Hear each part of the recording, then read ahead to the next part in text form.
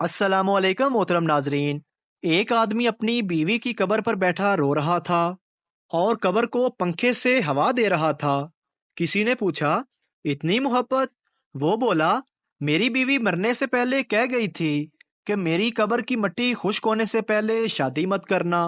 पता नहीं कौन बदबख्त रोजाना कब्र की मिट्टी पे पानी फेंक जाता है।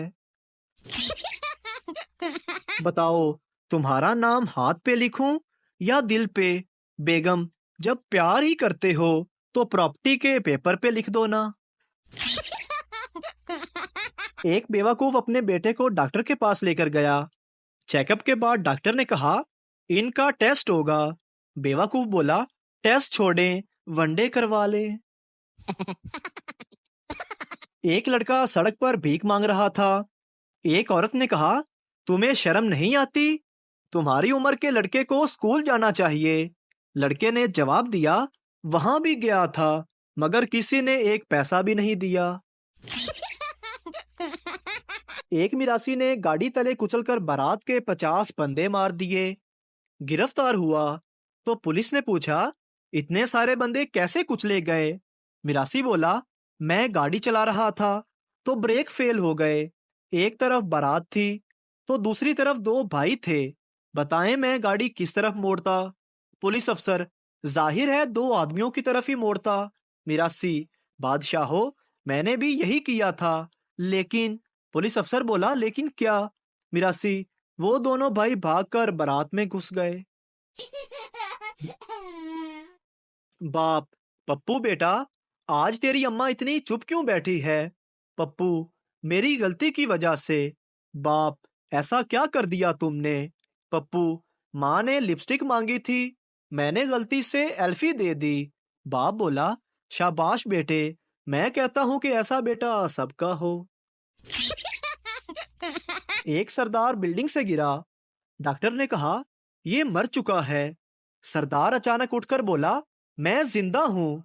दूसरा सरदार बोला, तू लेटा रह, तुझे डॉक्टरों से ज्यादा पता है। दामाद सास से, मैं आपकी बेटी से बिल्कुल खुश नहीं हूँ। सास बोली, नसीब नसीब की बात है, यहाँ तो उससे पूरा मोहल्ला खुश था। शीदा जॉब के लिए इंटरव्यू देने गया। अली ने पूछा, तुम्हारी तालीम कितनी है? शीदा बोला, जनाब बीए। अली कहने लगा, तुम्हारी तालीम तो ठीक है लेकिन हमें कुछ सालों का तजर्बा भी चाहिए।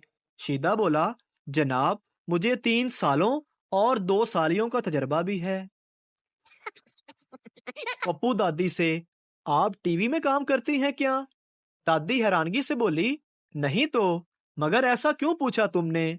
पप्पू बोला, वो अम्मी कह रही थी, आ गई बुढ़िया, अब देखना रोज नया ड्रामा करेगी।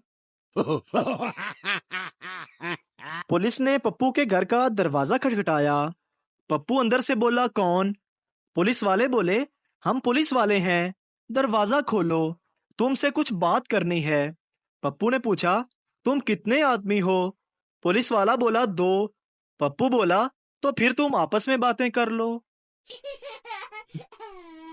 जंगल में शेरनी को रात के अंधेरे में किसी ने छेड़ दिया। अब पता न चले कि किसकी हरकत है।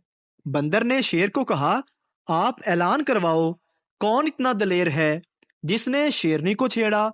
वो बताए, ताकि हम इस बहादुर जानवर को जंगल का बादशाह बना सकें। बंदर की गीदड़ से अनबन थी।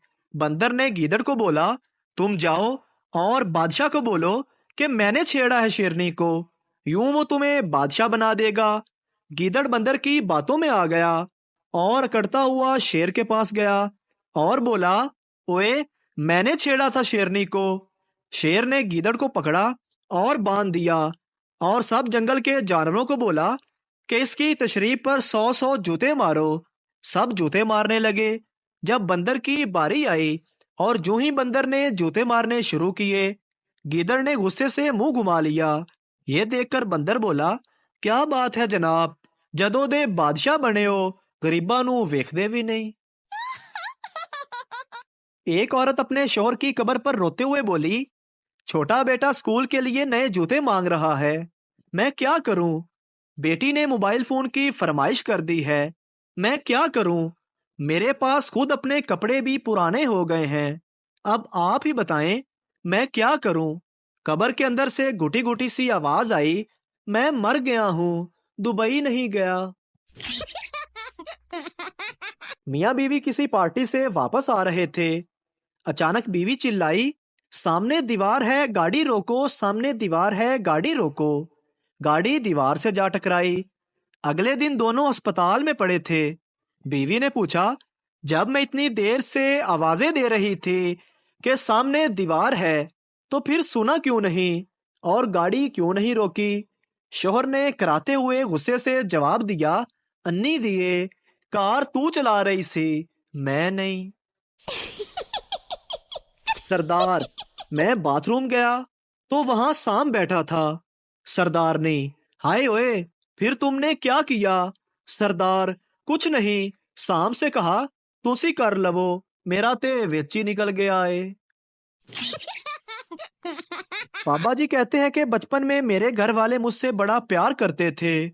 कोई अहम फैसला करने से पहले मुझे कमरे से बाहर निकाल देते थे ताकि मैं टेंशन ना लूं। डॉक्टर सरदार से, सरदार जी, आपके गुर्दे फेल हो गए हैं। सरदार थोड़ी देर रोता रहा, फिर पूछने लगा, डॉक्टर साहब, कितने नंबर से फेल हुए हैं? लंदन की एक बस में लड़कियां सवार हो रही थी। जब बस भर गई तो एक सरदार सवार होने लगा। कंडक्टर ने सरदार से कहा, नो मोर, नो मोर। सरदार गुस्से से बोला, सालिया, मोरनियां ते सारियां चढ़ा लिया ने, हुन मोर आया है ते मौत पै गई है। एक फकीर की लॉटरी निकल आई। दूसरे फकीर ने पूछा, तुम इतने पैसों का क्या करोगे?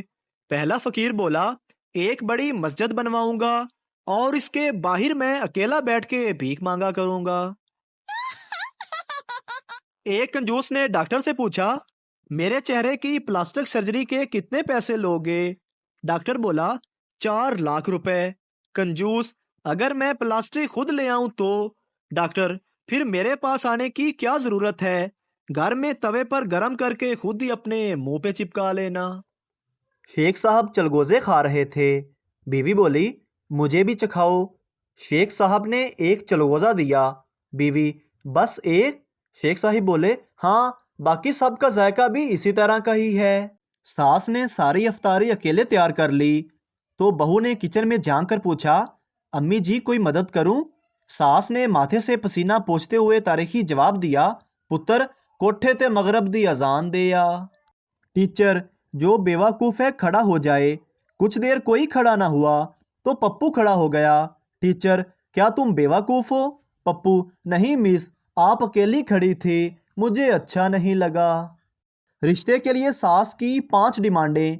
लड़की खूबसूरत हो, लड़की खूबसूरत हो, लड़की पढ़ी लिखी हो, लड़की कम उम्र हो, लड़की मालदार घराने की हो। रिश्ते के लिए बहू की सिर्फ एक ही डिमांड, सास ही ना हो।